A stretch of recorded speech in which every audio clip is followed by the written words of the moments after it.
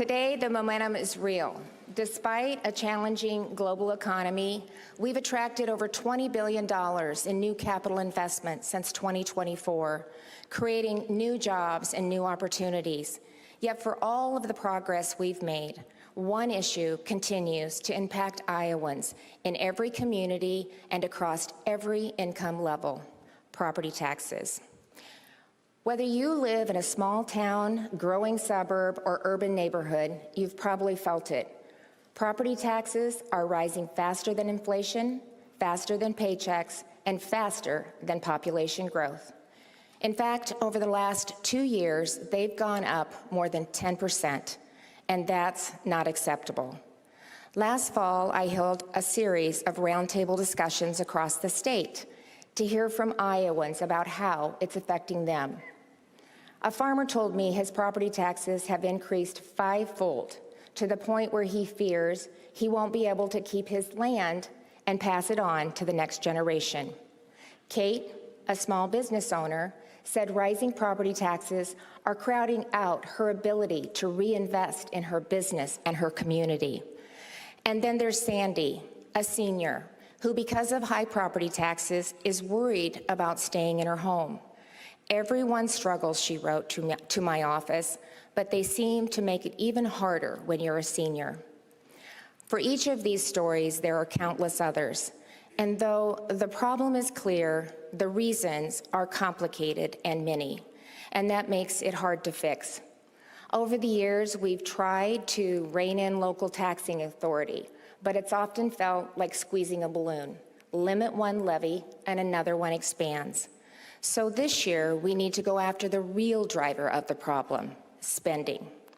Spending is what drives taxes, always has, always will, and the most reliable way to protect taxpayers is to limit the growth of government itself.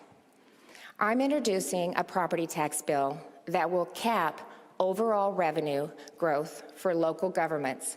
That way, they can't grow faster than the families who pay the bills. It's simple but effective. You remember when we were kids, our parents would tell us that money doesn't grow on trees.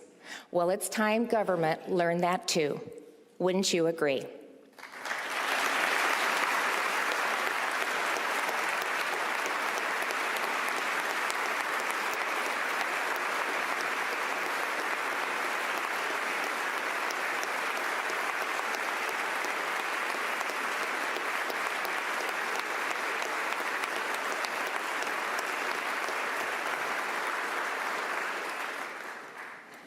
To help protect families from runaway spikes and provide more predictability, I'm also proposing to move property tax assessments to every 3 years instead of every 2. And we're taking the burden off taxpayers to appeal large increases and putting it on assessors to justify them. I know many in this chamber have other ideas, and I welcome them. But this is how we begin to tackle the problem and put families back in control. While nearly every homeowner is feeling the pain of property taxes, one group is especially impacted: our seniors. Property taxes were never designed for a world where home values soar while incomes stay flat. For older Iowans living on fixed incomes, rising assessments don't mean rising wealth. They mean rising anxiety. Seniors who did everything right, who worked hard, paid their taxes, and saved, are at risk of being taxed out of the very home they hope to grow old in. And that's really not how it should work. My proposal freezes property tax bills for Iowans aged 65 and up whose homes are valued at $350,000 or less, so they can stay in their homes and their communities, because no one should be taxed out of their own front door.